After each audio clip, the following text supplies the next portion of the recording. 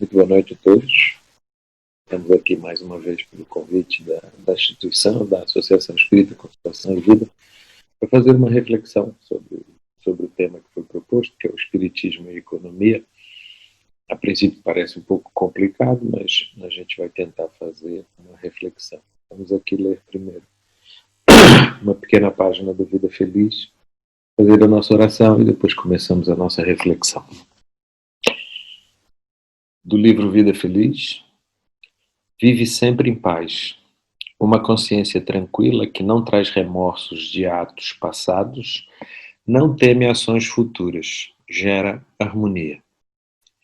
Nada de fora perturba um coração tranquilo, que pulsa ao compasso do dever retamente cumprido. A paz merece todo o teu esforço para consegui-la. Vamos fechar os nossos olhos, acalmar o nosso pensamento, refletir que este é um momento onde nos dedicamos à reflexão e à oração. Que Jesus esteja conosco neste momento, para que possamos aprender e caminhar cada vez mais no caminho correto e na direção certa. Fiquem conosco hoje e sempre os Espíritos benfeitores que nos acompanham todo dia. Que assim seja.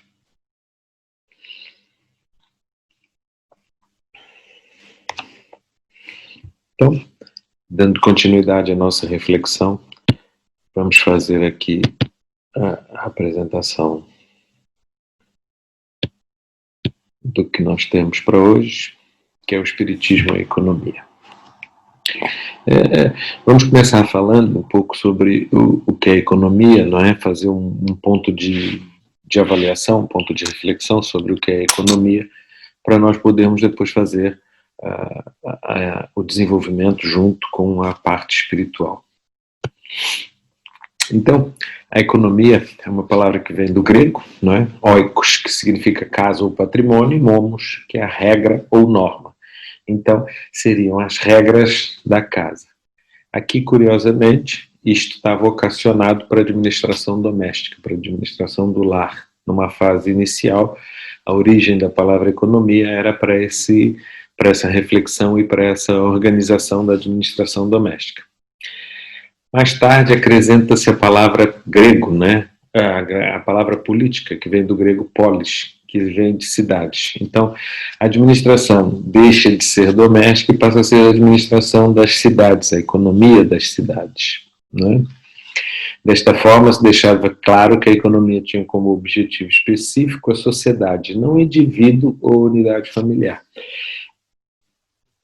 Com o desenvolvimento das sociedades, né, foi ficando cada vez mais complexo e cada vez mais a necessidade de se estruturar uma sociedade baseado na sua organização.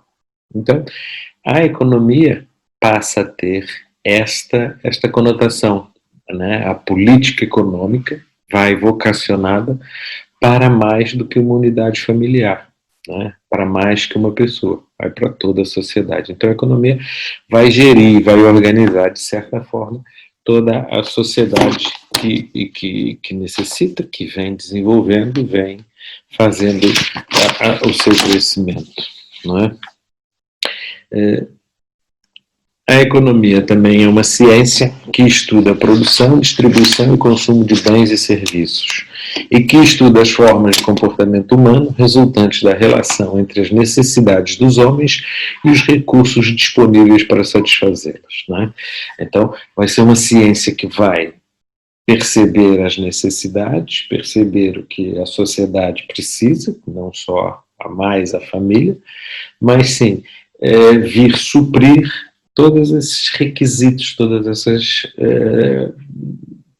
enfim, no Brasil usa-se muito o termo demanda, né? Todas os questionamentos da sociedade, tudo que a sociedade está buscando, a economia vai tentar suprir. E é uma ciência que está eminentemente ligada à política das nações e à vida das pessoas. sendo que uma das suas principais funções é explicar como funcionam os sistemas econômicos e as relações dos agentes econômicos, propondo soluções para os problemas existentes. Lá está. Vem de encontro àquilo que a sociedade busca e daquilo que a sociedade vai cada vez almejando mais e cada vez procurando no seu desenvolvimento. Nós temos que perceber, e é fácil de perceber, que o sistema da sociedade que a gente tem atualmente não é o mesmo que era há 50, 60, ou que dirá 1000 anos atrás ou 2000 anos atrás, em outras épocas, né? A organização é completamente diferente, as necessidades que as pessoas têm hoje são completamente diferentes, e assim a economia vai estudando esse desenvolvimento e vai se organizando e colocando em prática aquilo que as sociedades mais necessitam. Fazendo aqui uma pequena reflexão sobre a ciência, né, que são os elementos básicos do sistema econômico na economia. Seriam o estoque dos recursos, as unidades de produção, que são as empresas, e o conjunto das instituições políticas, jurídicas, econômicas e sociais que constituem a base da organização da sociedade. Seriam esses elementos básicos da economia. A economia vai usar esses 3 tópicos para poder organizar. Isto de uma forma muito simples e muito sucinta. Tá vendo? Isto tem muito mais o que se aprofundar, mas nós vamos fazer aqui só uma pequena pincelada. E poderíamos classificar os sistemas econômicos como basicamente em 2, que seria o capitalismo, né, que é a maior parte do mundo desenvolvido, do mundo industrializado é o que usa, que é baseado na livre iniciativa e na propriedade privada, onde há uma parte que são os trabalhadores que vendem o seu trabalho por um salário e há a parte da produção que compra esse tempo, compra esse trabalho para depois transformar em produtos que vão visar o lucro. Né? É uma forma puramente lucrativa o que se objeta com o sistema capitalista.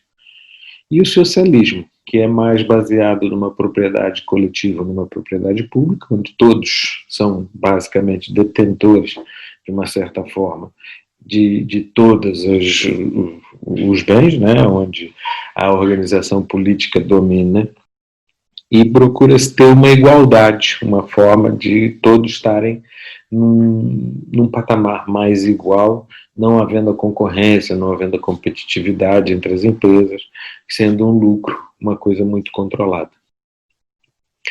E como é que a gente pode ter essa visão no espiritismo? Né? A gente tem que ter uma nova visão sobre a questão econômica. E isto a gente vai conseguir atingir se a gente tiver conhecimento de uma série de questões da doutrina espírita. Este aqui é uma imagem da evolução do espírito, né, que faz com que, baseado também no Livro dos Espíritos, pelas divisões de Kardec, como vocês podem ver aqui na base, né, onde tem o determinismo divino que vai começar a surgir o espírito propriamente dito. Aqui é que se diz que esse espírito nasce simples e ignorante, como está na questão 115 do Livro dos Espíritos, e ele vai tendo o seu processo evolutivo aqui da base para o topo. Vejam que é como se fosse uma pirâmide invertida, porque no início o conhecimento é baixo, é pequeno, e esse conhecimento vai alargando conforme o seu desenvolvimento. Passa pelos 3 reinos, como vocês veem aqui à direita da imagem, o reino mineral, o reino vegetal e o reino animal, onde vai começando a se formar o princípio inteligente. Não é? Primeiro no reino mineral ainda em bruto, para ter o seu desenvolvimento, depois no reino vegetal, que vai começando a ter as sensações, e no reino animal vai criando esse princípio inteligente. Depois ele entra no reino hominal. Nesse reino hominal ele começa a adquirir o seu livre-arbítrio. Ele vai tendo consciência e vai tendo responsabilidade sobre os seus atos, que até então não tinha. Não é? Isto vai subindo, essa responsabilidade vai subindo, vai passando, como vem aqui da parte do lado esquerdo, do espírito imperfeito, para um bom espírito, para depois para o espírito puro, e vai sempre evoluindo. Não é? Isto, a gente tem que entender esse princípio inteligente, né? esse desenvolvimento do princípio inteligente, para a gente poder conseguir encaixar a economia dentro do espiritismo. Como é que a gente vai, como é que é essa questão da economia? Com isto, a gente percebe que somos imortais, não é? E os compromissos que fazemos não são por uma vida só. Então a gente tem que ter a responsabilidade. Esse progresso vai ser tanto intelectual quanto moral. Eles caminham ou devem caminhar juntos, não é? Quando um avança muito, depois o outro tem que seguir avançando, porque tanto intelectual quanto moral vão ter que acompanhar um ao outro. Né? E aqui vocês veem também, nessa imagem, que tem referências às questões. Quem tiver curiosidade, que queira ir no Livro dos Espíritos, tem as questões aí, os números dizendo quais são as questões referentes. Mas, continuando então, a gente vai fazer agora umas reflexões que foram feitas pelo Gerson Simões Monteiro. Gerson Simões Monteiro é um espírita do Rio de Janeiro que fez algumas reflexões sobre a questão da economia, que era justamente essa primeira reflexão que a gente está aqui fazendo, que é o processo evolutivo do espírito, né? Esse processo que não para, que está sempre em contínuo. E ele diz que o gráfico da evolução do espírito tem por objetivo demonstrar que todos os espíritos criados por Deus um dia chegarão à perfeição espiritual, a mesma alcançada por Jesus. Nesse sentido, importa dizer que Deus nos criou para a perfeição e para sermos felizes. Não há outra forma da gente ver isto. Todos nós seremos um dia espíritos perfeitos. Uns levarão mais tempo, outros levarão menos tempo, uns terão uma evolução mais atribulada, com mais percalços pelo caminho, mas uma coisa é certa. Todos nós chegaremos à perfeição, seja em uma, em duas, em 1000 reencarnações. Todos nós vamos ter esse processo e todos nós vamos atingir esse objetivo. E o Espiritismo dá ao homem essa grande esperança através da sua filosofia espiritualista e eminentemente evolucionista, descortinando-lhe a sua gloriosa destinação reservada pelo Criador. Que essa destinação é justamente isto, é nós sermos espíritos felizes, conseguirmos chegar ao ponto de sermos espíritos evoluídos para termos uma busca da perfeição. Não é? Pelos estudos e pelos conhecimentos que a gente vai tendo da literatura espírita, isto é uma evidência, isto é um ponto assente, vamos chamar assim, que faz com que a gente não tenha como retrogradar, né? A gente não retorna, a gente continua na nossa evolução. Podemos não progredir, mas a gente voltar para trás não volta. Ao entender esta meta a conquistar com seu próprio esforço, o homem sente-se plenamente motivado a regenerar-se e transformar-se em um homem de bem.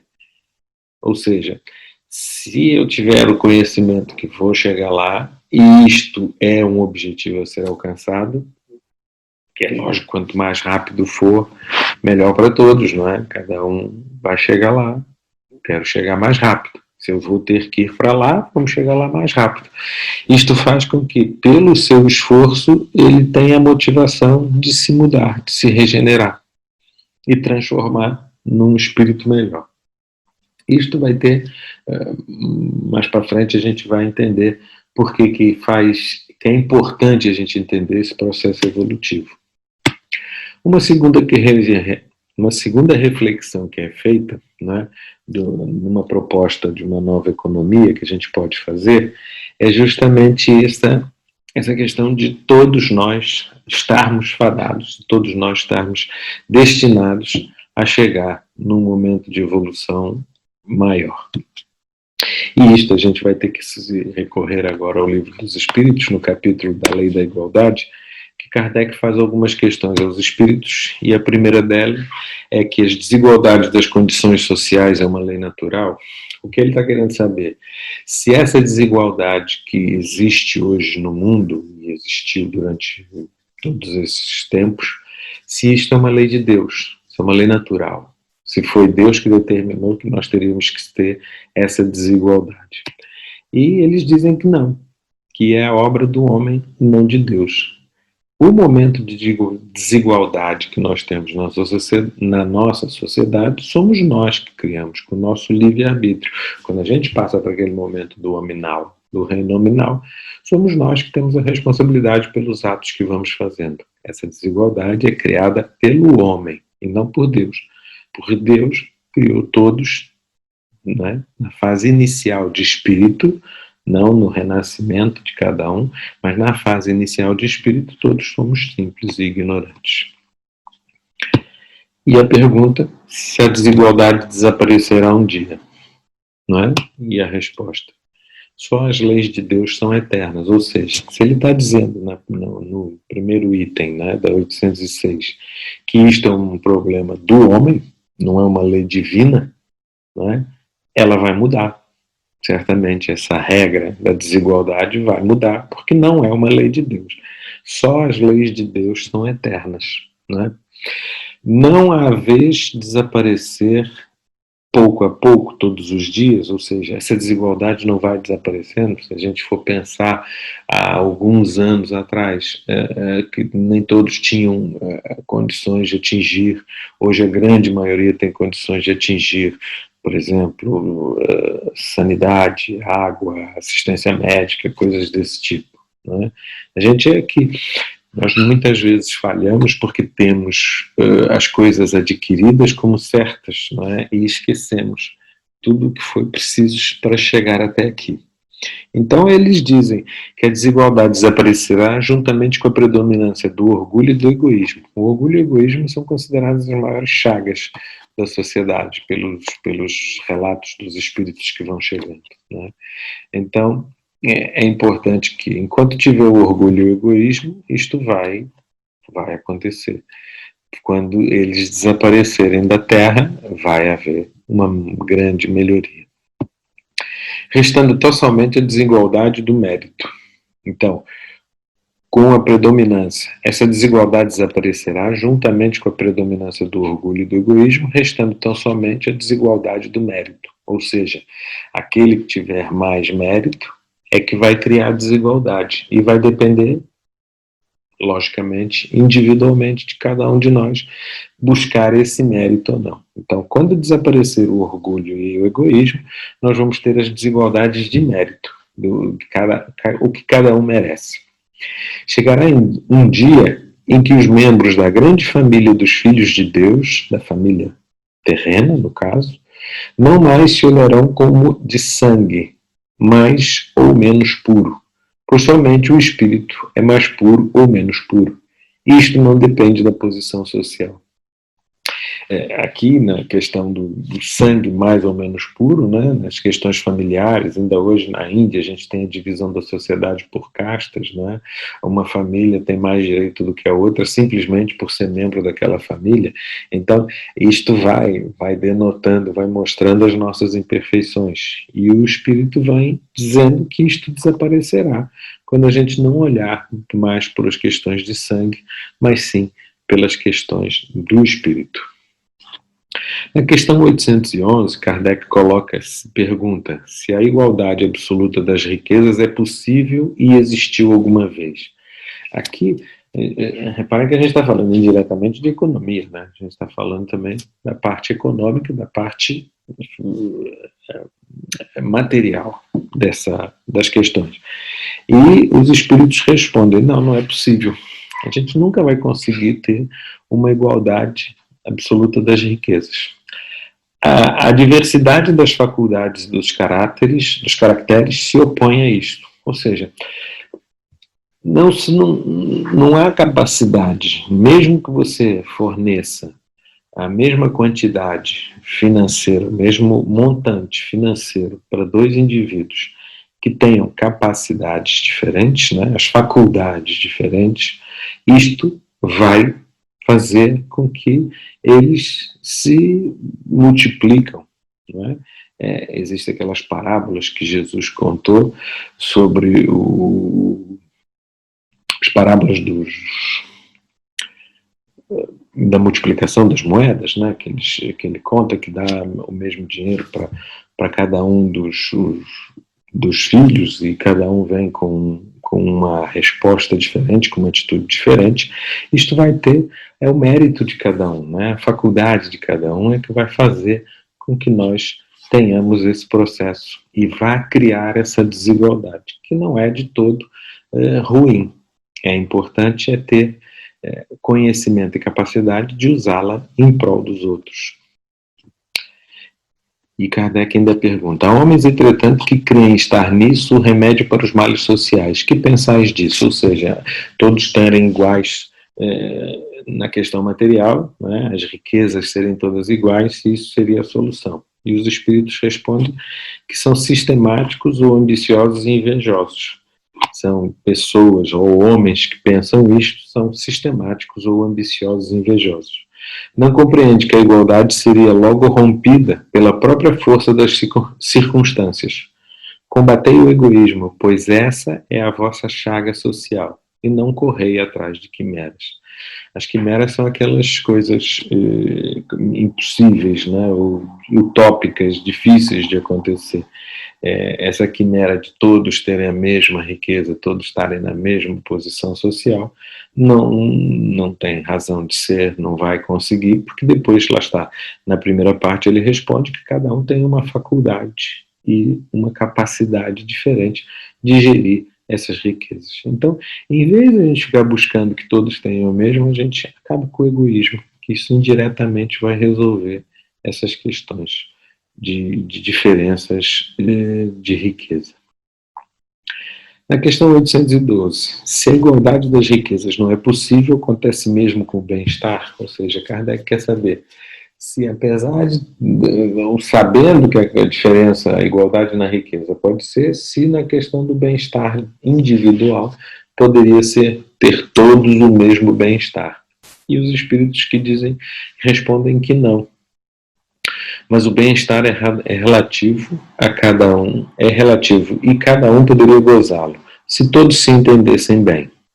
Porque o verdadeiro bem-estar consiste no emprego do tempo de acordo com a vontade, e não em trabalhos pelos quais não se tem nenhum gosto. Como cada um tem aptidões diferentes, nenhum trabalho útil ficaria por fazer. O equilíbrio existe em tudo e é o homem quem o perturba. Aqui, falando sobre a questão do bem-estar, também não seria fácil, eu não teria condições de criar o bem-estar para todos, porque nem todos têm o mesmo gosto, nem todos têm a mesma vontade das realizações. Enquanto eu gosto de fazer uma atividade, existe outra pessoa que gosta de outra, então a gente nunca teria o mesmo bem-estar se oferecesse uma coisa para todos, não é? A questão é a mesma. Pelo livre-arbítrio, pela individualidade que cada um tem nas suas ações, não é fácil homogeneizar e tornar tudo uma coisa só. E ainda pergunta, se é possível que todos se entendam. Os homens se entenderão quando praticarem a lei da justiça. A lei da justiça, que é uma das leis naturais, uma das leis divinas, que faz com que todos se respeitem mutuamente. Não é? Basicamente, resumindo, para fazer aos outros aquilo que a gente queira que faça a nós. Isso vai gerar um bem-estar, porque vai ter uma capacidade maior de compreensão e de respeito pelo outro. E eu trago agora aqui três livros que eu fui procurar o tema, que eu achei interessantes as reflexões. Este é um livro que chama O Espiritismo e os Problemas Humanos, desse escritor de Olinda Amorim, que tem a colaboração do Hermínio de Miranda.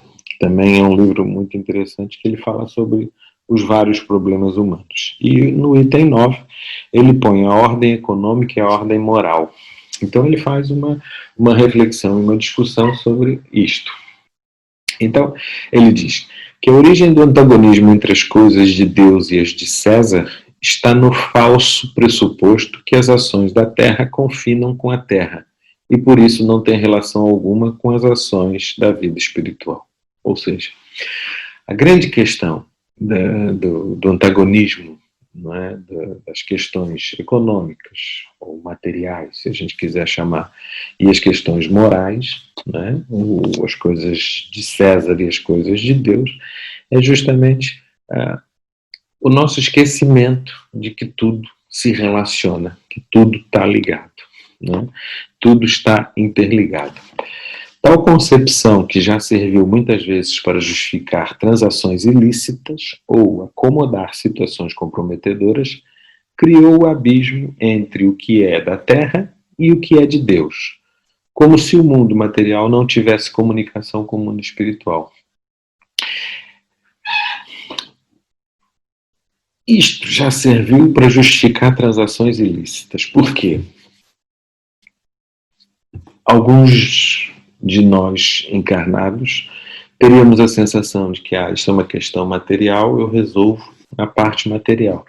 Ele costuma até dizer, mais para frente nesse capítulo, ele vem mostrando que nós somos muito religiosos quando estamos num templo, quando estamos num momento que a gente determina que seja um momento de oração.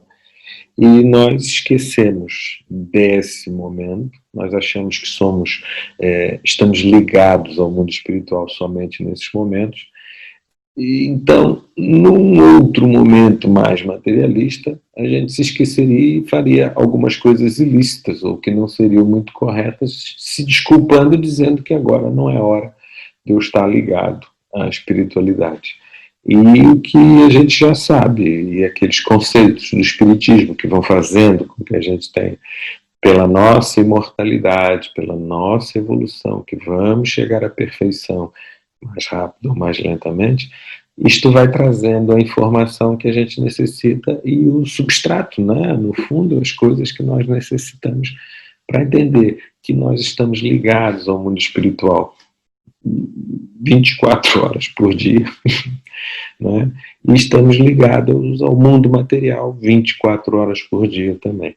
Nós temos que compreender que há uma interligação. Não ser só espiritualizado no momento da oração ou no momento das nossas reflexões, mas sermos espiritualizados em tudo o que a gente faz, do mais simples ao mais complicado, da ação mais insignificante à ação mais complexa que a gente possa fazer no nosso dia a dia. E ele continua dizendo que o fato econômico, portanto, embora seja parte integrante da ordem material, não está inteiramente fora da ordem moral, desde que se tenha a concepção imortalista da história. Ou seja, se eu tiver conceito de imortalidade, eu sei que tudo que eu fizer, eu vou ter que responder sobre os meus atos, né? Então, se eu tiver essa concepção imortalista, ou da imortalidade da alma, da imortalidade do ser, né, isto vai fazer com que me obrigue a ter uma atitude moral e a ser moralmente elevado em qualquer situação, seja nas mesmas transações comerciais, ou nos negócios, ou na atitude que eu tenho. Buscar sempre ser correto, buscar sempre ser conhecedor dessa questão da imortalidade, porque a gente não vai se livrar disso. A gente, tudo que fizer, vai ter que um dia prestar contas e mostrar o que nós andamos a fazer. Um outro livro que eu encontrei foi esse do Luiz Gonzaga de Souza, que chama-se Debate e Discussões, não é? E ele tem um capítulo que chama Ideais Espíritas na Economia. Um capítulo só sobre ideais espíritas na economia. E um trecho desse capítulo neste sentido, pergunta-se: o que é que tem a ver a economia com o espiritismo ou religiosidade? O que é que a economia tem a ver com isso? E ele diz que a resposta é rápida e certa. Só tem a ver tendo em vista que o espiritismo prega o não ao egoísmo, à ganância, ao orgulho, à inveja.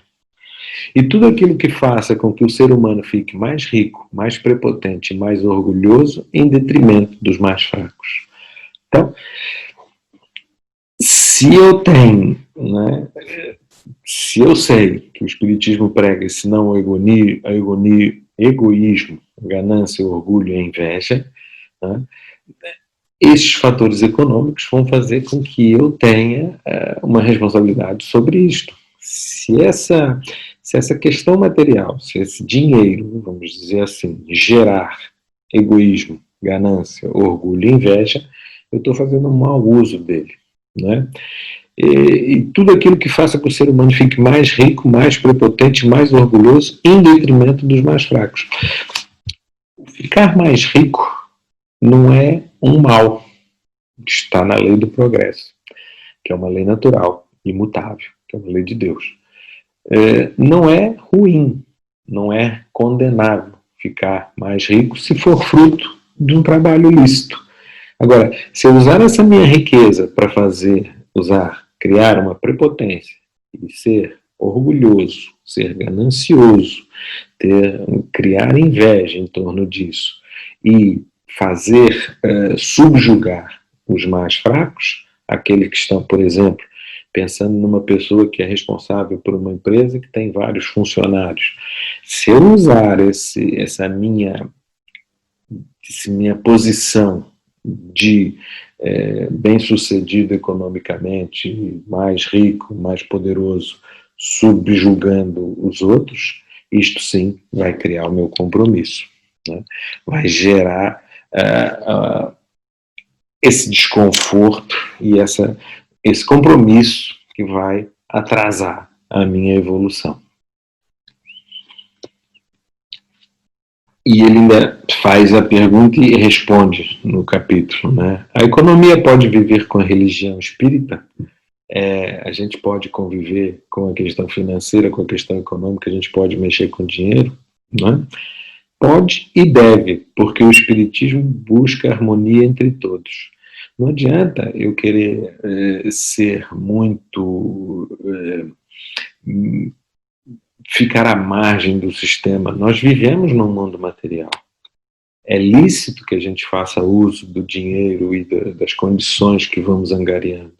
Não deve ser uma questão comprometedora, desde que eu haja moralmente, que eu tenha uma atitude digna e correta dentro daquilo que eu vou fazendo, não é?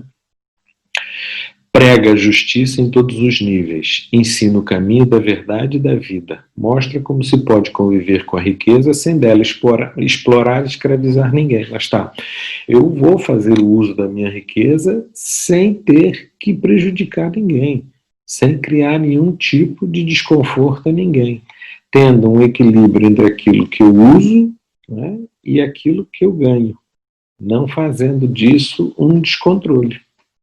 Tem que ter peso e medida, como se diz.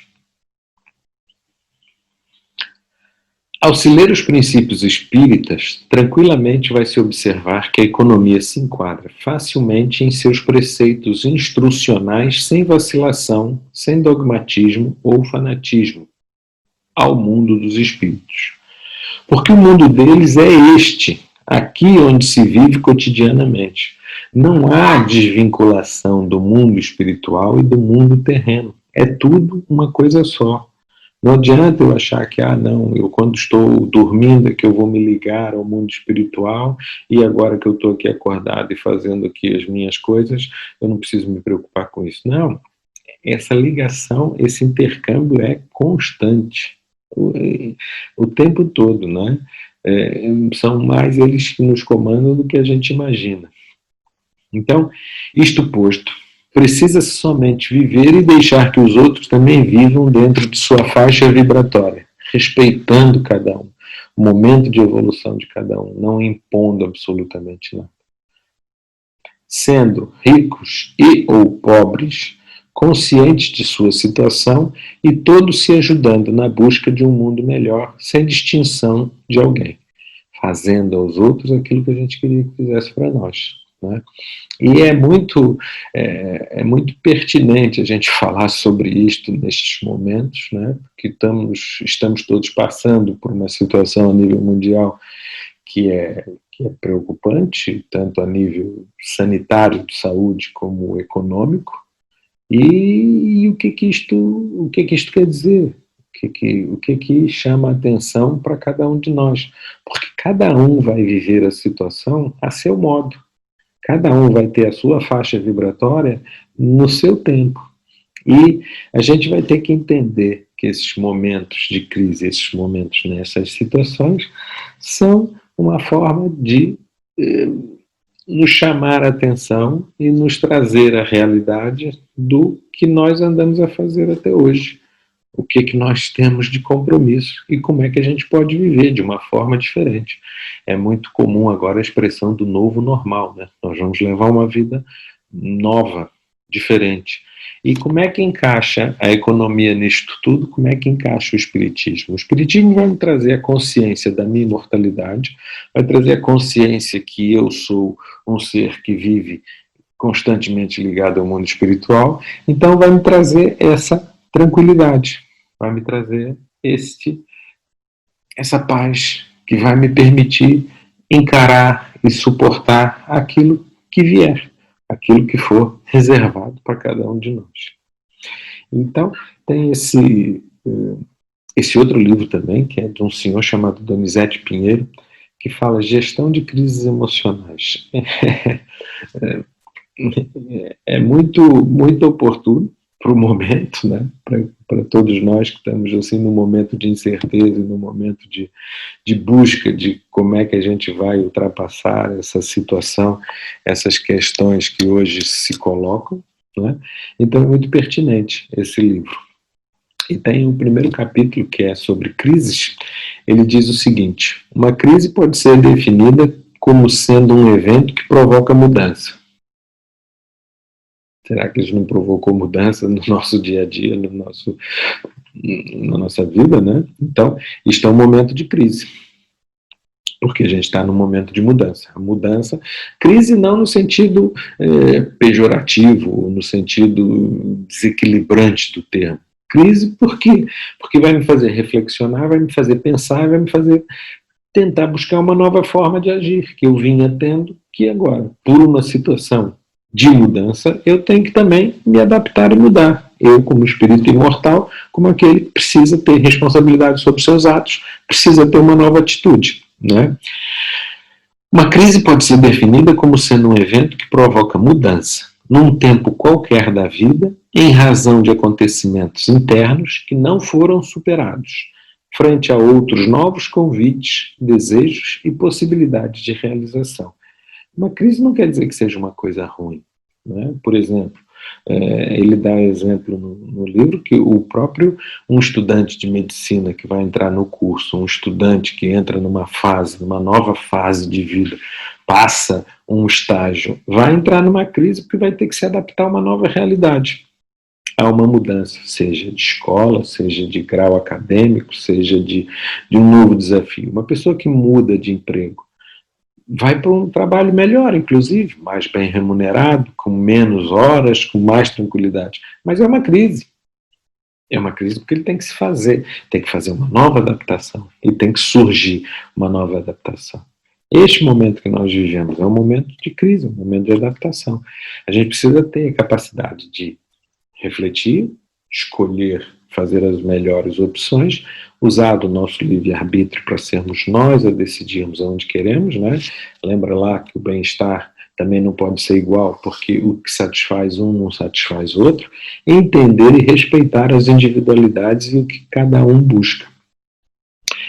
E não foram superadas porque a pessoa não se sente em condições de livrar-se dos conflitos com a bagagem que possui, circunstância desencadeadora do desequilíbrio emocional. Se essa crise levar a um desequilíbrio emocional, é porque eu ainda tenho questões e conflitos que não consegui resolver, não consegui ultrapassar.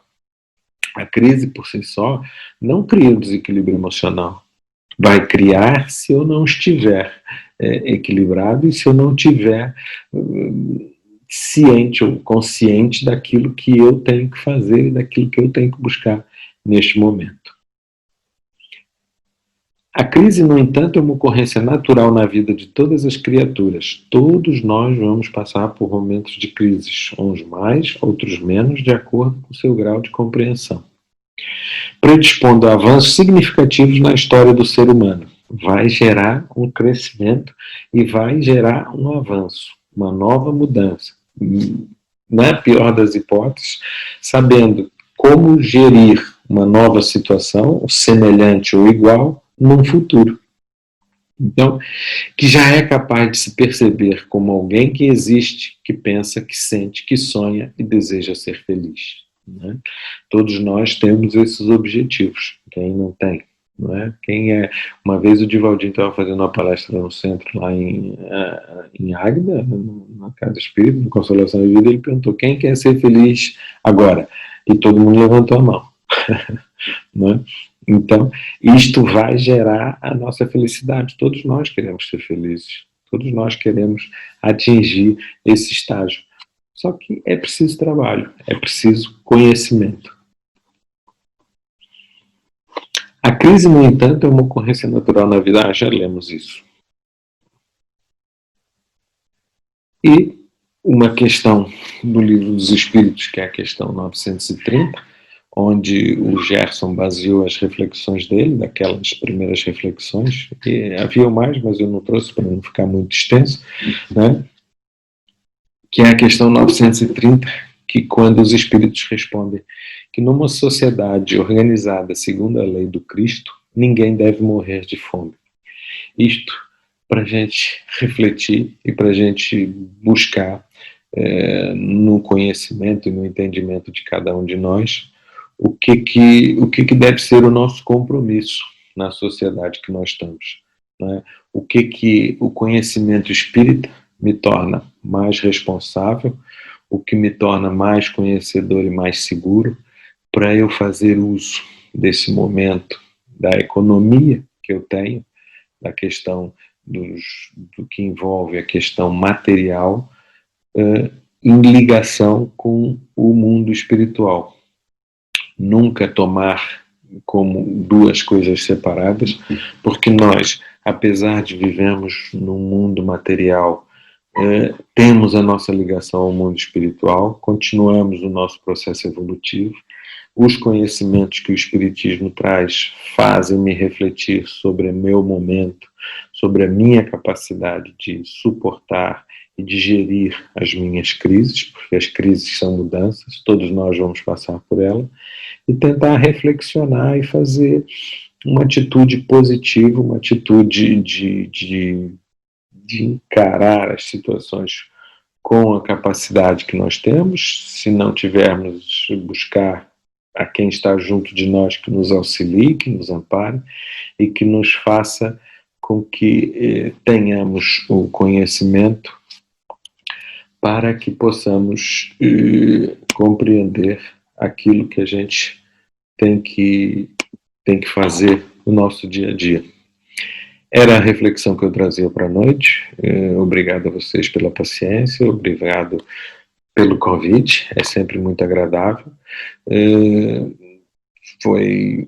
Foi no início, quando foi proposto o tema, eu tive muita dificuldade de tentar entender como é que eu ia fazer essa ligação, mas isso, como sempre, os estudos são primeiro para nós, que preparamos, e depois para tentar ser o mais claro e eloquente, chegar cada vez mais a vocês, trazendo as informações. Fiquem bem, tenham uma boa noite, que a espiritualidade amiga nos ampare e nos auxilie, trazendo o conhecimento necessário para o momento que estamos, para que sejamos capazes de superar as vicissitudes e as dificuldades que eles vão colocando em nosso caminho, que nos farão crescer, que nos farão aprender, fazendo com que eu vá buscando o meu momento de perfeição no meu dia a dia. Fica conosco, Senhor, no dia de hoje e sempre. Que assim seja. Graças a Deus.